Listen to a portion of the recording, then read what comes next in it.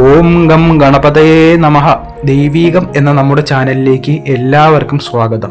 മൺമറഞ്ഞു പോയവർ അഥവാ മരണപ്പെട്ടവർ നമ്മളുമായി സംസാരിക്കാൻ ശ്രമിക്കുന്നുണ്ടെന്ന് പറഞ്ഞാൽ നിങ്ങൾ വിശ്വസിക്കുമോ? മരണപ്പെട്ടു പോയവർ നമ്മളെ ബന്ധപ്പെടാൻ ശ്രമിക്കുന്നതിന്റെ സൂചനകളും അവ എങ്ങനെ മനസ്സിലാക്കാം എന്നതിനെ കുറിച്ചുമാണ് ഇന്നത്തെ വീഡിയോ. ഈ വിഷയത്തിലേക്ക് കടക്കും മുമ്പ് നാം ഭയത്തോടെയല്ല, മറിച്ച് പരമമായ ഭക്തിയോടും ജ്ഞാനത്തോടും തിരിച്ചറിവോടും കൂടി വേണം നാം ഇതിനെ സമീപിക്കാൻ. അതായത് ജന്മവും മരണവും ഈ പ്രപഞ്ച നിയമത്തിന്റെ രണ്ട് വശങ്ങൾ മാത്രമാണ്. ജനിച്ച യാതൊരു ജീവിക്കും മരണം നിശ്ചയമാണ്. ജാതസ്യ ഹി ധ്രുവോ മൃത്യു എന്ന് ശ്രീമദ് ഭഗവത്ഗീതയിൽ ഭഗവാൻ കൃഷ്ണൻ അർജുനനോട് അരുൾ ചെയ്തത് നാം ഓർക്കേണ്ടതുണ്ട്.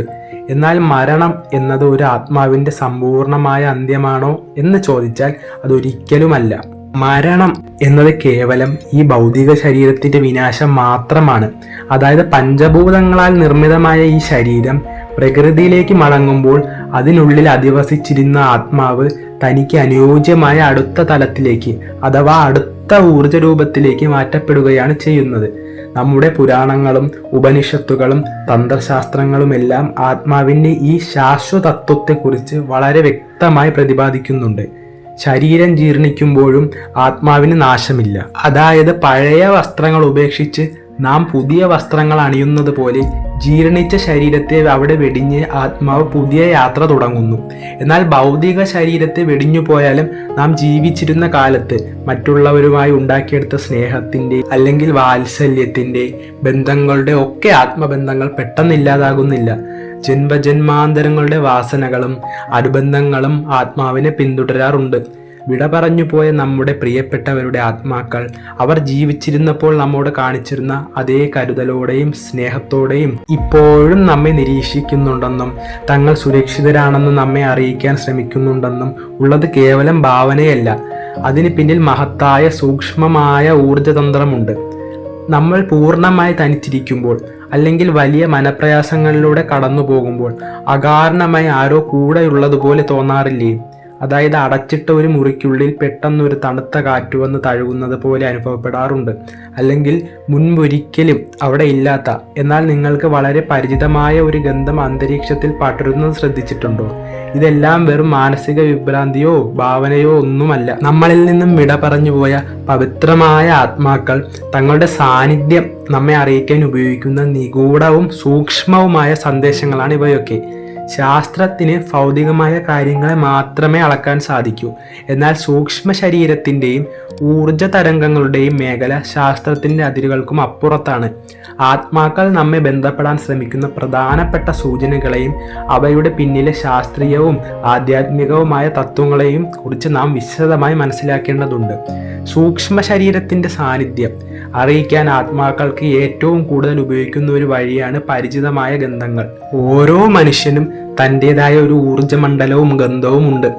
ആത്മാവിന് ഭൗതിക ശരീരമില്ലെങ്കിലും തങ്ങൾ ഭൂമിയിൽ ജീവിച്ചിരുന്നപ്പോൾ ഉപയോഗിച്ചിരുന്ന അല്ലെങ്കിൽ ഇഷ്ടപ്പെട്ടിരുന്ന ഗന്ധങ്ങളെ ഒരു മാധ്യമമായി ഉപയോഗിക്കാൻ അവയ്ക്ക് കഴിയും.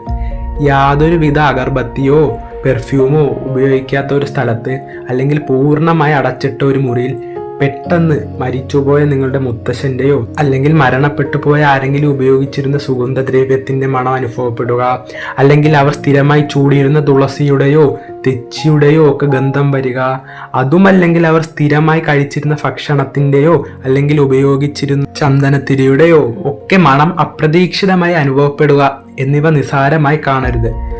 ആത്മാവ് തങ്ങളുടെ സൂക്ഷ്മമായ ഊർജത്തെ വായുതരംഗങ്ങളിലേക്ക് പ്രസരിപ്പിക്കുമ്പോൾ ഉണ്ടാകുന്ന അനുഭവമാണിത്. അന്തരീക്ഷത്തിലെ തന്മാത്രകളിൽ തങ്ങളുടെ ഓർമ്മകളും ഊർജവും നിക്ഷേപിച്ചാണ് അവർ ഈ സന്ദേശം നൽകുന്നത്. ഞാൻ ഇവിടെയുണ്ട്, ഞാൻ നിന്നെ നിരീക്ഷിക്കുന്നുണ്ട് എന്ന സന്ദേശമാണ് ഈ അപ്രതീക്ഷിത ഗന്ധങ്ങളിലൂടെ അവർ നൽകുന്നത്. ഇതോടൊപ്പം തന്നെ അനുഭവപ്പെടുന്ന ഒന്നാണ് അദൃശ്യമായ സ്പർശനങ്ങൾ. നാം കഠിനമായ ദുഃഖത്തിലോ നിരാശയിലോ ഒക്കെ ഇരിക്കുമ്പോൾ പെട്ടെന്ന് തോളിൽ ആരോ മൃദുവായി കൈവച്ചതുപോലെ ഒക്കെ തോന്നാറുണ്ട്. അല്ലെങ്കിൽ ആരെങ്കിലും വന്ന് തലയിൽ അരുമയോടെ തലോടുന്നത് പോലെയോ കവിളിൽ മൃദുവായ ഒരു കാറ്റ് സ്പർശിക്കുന്നത് പോലെയോ അനുഭവപ്പെടും. നാം തിരിഞ്ഞു നോക്കുമ്പോൾ അവിടെ ആരെയും കാണുകയുമില്ല. ഇത്തരം സന്ദർഭങ്ങളിൽ ഭയപ്പെടേണ്ടതില്ല. ഭൗതികമായ കൈകൾ അവർക്കില്ലെങ്കിലും തങ്ങളുടെ ഊർജമണ്ഡലം കൊണ്ട് നമ്മുടെ പ്രഭാവലയത്തിൽ തൊടാൻ അവർക്ക് സാധിക്കും. ഈ ഊർജ തരംഗങ്ങൾ നമ്മുടെ ചർമ്മത്തിലെ നാഡീഞരമ്പുകളെ ഉത്തേജിപ്പിക്കുമ്പോഴാണ് നാം അത് സ്പർശനമായി അനുഭവിക്കുന്നത്. നിങ്ങളെ ആശ്വസിപ്പിക്കാനും നിങ്ങൾ തനിച്ചല്ല എന്ന് ഓർമ്മിപ്പിക്കാനും അവർ നടത്തുന്ന പ്രകടനമാണിത്. രണ്ടാമതായി, ആത്മാക്കൾ നമ്മോട് ഏറ്റവും വ്യക്തമായി സംസാരിക്കുന്ന മാധ്യമ സ്വപ്നങ്ങളാണ്. എന്നാൽ എല്ലാ സ്വപ്നങ്ങളും ആത്മാക്കളുടെ സന്ദേശങ്ങളല്ല.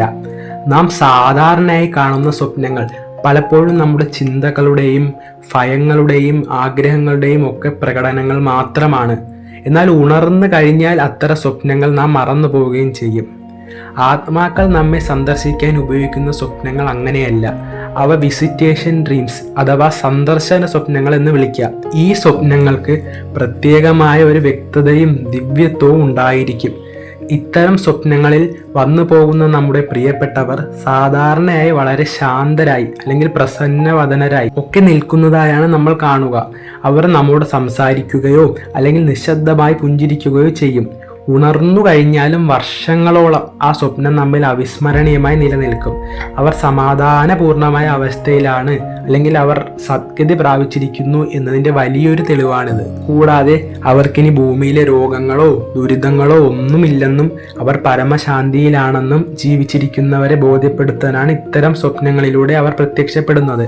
ചിലപ്പോഴൊക്കെ ഭാവിയിൽ വരാനിരിക്കുന്ന ഏതെങ്കിലും അപകടങ്ങളെക്കുറിച്ചോ അല്ലെങ്കിൽ ദുരിതങ്ങളെക്കുറിച്ചോ കുടുംബത്തിലെ വലിയ തീരുമാനങ്ങൾക്കുള്ള അനുഗ്രഹങ്ങളോ ഒക്കെ നൽകാനും അവർ സ്വപ്നങ്ങളെ മാധ്യമമാക്കാറുണ്ട്. കേവലം സ്വപ്നങ്ങളിൽ മാത്രമല്ല, പ്രകൃതിയിലെ ജീവജാലങ്ങളിലൂടെയും ആത്മാക്കൾ തങ്ങളുടെ സന്ദേശങ്ങൾ അയക്കാറുണ്ട്. പ്രകൃതിയിലെ ചെറുജീവികളായ പക്ഷികൾ, ചിത്രശലഭങ്ങൾ എന്നിവയ്ക്ക് മനുഷ്യനേക്കാൾ ഉയർന്ന അളവിലുള്ള സൂക്ഷ്മ തരംഗങ്ങളെ ഗ്രഹിക്കാൻ ശേഷിയുണ്ട്. നമ്മൾ സങ്കടപ്പെട്ടിരിക്കുന്ന സമയത്തോ അല്ലെങ്കിൽ പ്രിയപ്പെട്ടവരെ കുറിച്ച് തീവ്രമായി ചിന്തിച്ചിരിക്കുന്ന സമയത്തോ അപ്രതീക്ഷിതമായ ഒരു ചിത്രശലഭം വന്ന് നമ്മുടെ ശരീരത്തിൽ ഇരിക്കുക, അല്ലെങ്കിൽ ഒരു പ്രത്യേക പക്ഷി നമ്മുടെ വീടിൻ്റെ ജനലരികിൽ വന്ന് ദിവസങ്ങളോളം പതിവില്ലാതെ ചിലയ്ക്കുകയോ നമ്മെ തന്നെ നോക്കിയിരിക്കുകയോ ചെയ്യുക ഒക്കെ സംഭവിക്കാറുണ്ട്. ആത്മാക്കൾ ഭൗതികമായി കാര്യങ്ങൾ ചെയ്യാൻ സാധിക്കാത്തത് കൊണ്ട് പ്രകൃതിയിലെ ഇത്തരം നിഷ്കളങ്കമായ ജീവികളുടെ ബോധമണ്ഡലത്തിൽ ചെറിയ തോതിൽ സ്വാധീനം ചെലുത്തി തങ്ങളുടെ സ്നേഹം ദൂതന്മാരിലൂടെ നമ്മളിലേക്ക് എത്തിക്കുകയാണ് ചെയ്യുന്നത്. ഇനി മറ്റൊരു പ്രധാനപ്പെട്ട വഴിയെന്ന് പറയുന്നത് വൈദ്യുത ഉപകരണങ്ങളിലൂടെയുള്ള സന്ദേശങ്ങളാണ്. ആത്മാക്കൾ എന്നത് അടിസ്ഥാനപരമായി ശുദ്ധമായ ഊർജ രൂപങ്ങളാണ്.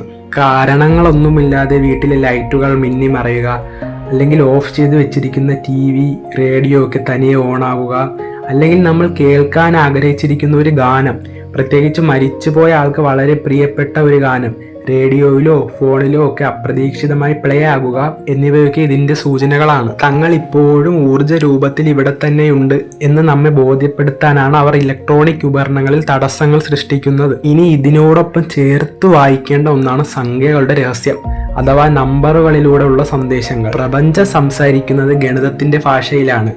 ആത്മാക്കളും ഈ സാർവത്രിക ഭാഷ ഉപയോഗിക്കാറുണ്ട്. നാം ക്ലോക്കിലേക്ക് നോക്കുമ്പോൾ അല്ലെങ്കിൽ വണ്ടികളുടെ നമ്പറുകളിൽ, ഫോണിൽ ഒക്കെ ചില പ്രത്യേക സംഖ്യകൾ ആവർത്തിച്ചു കാണുന്നത് ശ്രദ്ധിക്കാറുണ്ടോ? ഉദാഹരണത്തിന് 1111 അല്ലെങ്കിൽ 2222, 333, 777 പോലുള്ള ഏഞ്ചൽ നമ്പറുകൾ അഥവാ ദിവ്യസംഖ്യകൾ, അല്ലെങ്കിൽ മരിച്ചുപോയ നമ്മുടെ പ്രിയപ്പെട്ടവരുടെ ജന്മദിനമോ അല്ലെങ്കിൽ മരണത്തീയതിയോ ഒക്കെ ആവർത്തിച്ച് നമ്മുടെ കണ്ണിൽ പെടുക. നമ്മളൊരു വഴിയിലൂടെ നടന്നു പോകുമ്പോൾ, ഒരു കടയുടെ ബോർഡിലോ അല്ലെങ്കിൽ വാഹനം കടന്നു പോകുമ്പോഴോ ഈ തീയതികൾ പെട്ടെന്ന് നമ്മുടെ ശ്രദ്ധയിൽപ്പെടുന്നത് പ്രപഞ്ചവും വിട പറഞ്ഞ ആത്മാക്കളും ചേർന്ന് നമുക്ക് നൽകുന്ന സന്ദേശമാണ്. നിങ്ങൾ ശരിയായ പാതയിലാണ്, ഞങ്ങൾ നിങ്ങളെ സംരക്ഷിക്കുന്നുണ്ട് എന്ന ഉറപ്പാണ് ഈ സംഖ്യകളിലൂടെ ലഭിക്കുന്നത്. കൂടാതെ വഴിയിൽ നടക്കുമ്പോൾ അപ്രതീക്ഷിതമായി അപൂർവമായ നാണയങ്ങൾ കണ്ടുകിട്ടുക, അല്ലെങ്കിൽ വെളുത്ത തൂവലുകൾ മുന്നിൽ വന്ന് വീഴുക എന്നിവയും ആത്മാക്കളുടെ സാന്നിധ്യത്തിന്റെ അടയാളങ്ങളാണ്. ഇതിലേറ്റവും പ്രധാനപ്പെട്ട കാര്യം എന്താണെന്ന് വെച്ചാൽ, ഇത്തരം അനുഭവങ്ങൾ ഉണ്ടാകുമ്പോൾ നാം ഒരിക്കലും ഭയപ്പെടാൻ പാടില്ല എന്നതാണ്. പലരും വിചാരിക്കുന്നത് മരിച്ചുപോയവരുടെ സാന്നിധ്യം എന്നാൽ ദുർഭൂതമോ അല്ലെങ്കിൽ പ്രേതബാധയോ ഒക്കെ ആണെന്നാണ്. എന്നാൽ അത് പൂർണ്ണമായും തെറ്റായ ധാരണയാണ്. നമ്മെ ജീവിച്ചിരുന്നപ്പോൾ ജീവന് തുല്യം സ്നേഹിച്ച നമ്മുടെ മാതാപിതാക്കൾ, അല്ലെങ്കിൽ മുത്തശ്ശി മുത്തശ്ശന്മാർ അല്ലെങ്കിൽ പ്രിയപ്പെട്ട സുഹൃത്തുക്കൾ മരണത്തിന് ശേഷവും നമ്മെ ഉപദ്രവിക്കുകയില്ല. ഭൗതിക ലോകത്തിനും സൂക്ഷ്മ ലോകത്തിനും ഇടയിലുള്ള മറ വളരെ നേർത്തതാണ്. നമ്മുടെ മനസ്സിലെ ദുഃഖവും ഭയവും മാറ്റി ആത്മീയമായ ഉണർവോടെ ഇരുന്നാൽ മാത്രമേ ഈ സൂക്ഷ്മ സന്ദേശങ്ങളെ ഗ്രഹിക്കാൻ നമുക്ക് സാധിക്കുകയുള്ളൂ. ഇനിമേൽ നിങ്ങൾക്ക് ഇത്തരം പരിചിതമായ ഗന്ധങ്ങളോ സ്പർശനങ്ങളോ ആവർത്തിക്കുന്ന സംഖ്യകളോ ഒക്കെ അനുഭവപ്പെട്ടാൽ അതിനെ തള്ളിക്കളയരുത്. അതിനെ ഭയത്തോടെ കാണുകയും അരുത്. പകരം ആ നിമിഷം കണ്ണുകളടച്ച് മനസ്സ് ശാന്തമാക്കി അവരെ ഓർക്കുക. നിങ്ങളുടെ സന്ദേശം എനിക്ക് ലഭിച്ചു, നിങ്ങൾ മനസ്സമാധാനത്തോടെ ഇരിക്കുക എന്ന് മനസ്സുകൊണ്ട് അവരോട് സംസാരിക്കുക. നിങ്ങൾ നൽകുന്ന ആ സ്നേഹ സന്ദേശം അങ്ങേ ലോകത്തുള്ള അവരുടെ ആത്മാവിന് വലിയ ശാന്തി നൽകും. നമ്മുടെ പൂർവികരെയും നമ്മെ വിട്ടുപിരിഞ്ഞ് പ്രിയപ്പെട്ടവരെയും ഓർമ്മിക്കുകയും അവർക്ക് വേണ്ടി പ്രാർത്ഥനകളും ചെയ്യേണ്ടത് നമ്മുടെ കടമയാണ്. എല്ലാവരെയും ഈശ്വരൻ അനുഗ്രഹിക്കട്ടെ. ഇനിയും ഇതുപോലുള്ള കൂടുതൽ അറിവുകൾക്കായി നമ്മുടെ ദൈവീകം എന്ന ചാനൽ സബ്സ്ക്രൈബ് ചെയ്യുക. എല്ലാവർക്കും നന്ദി.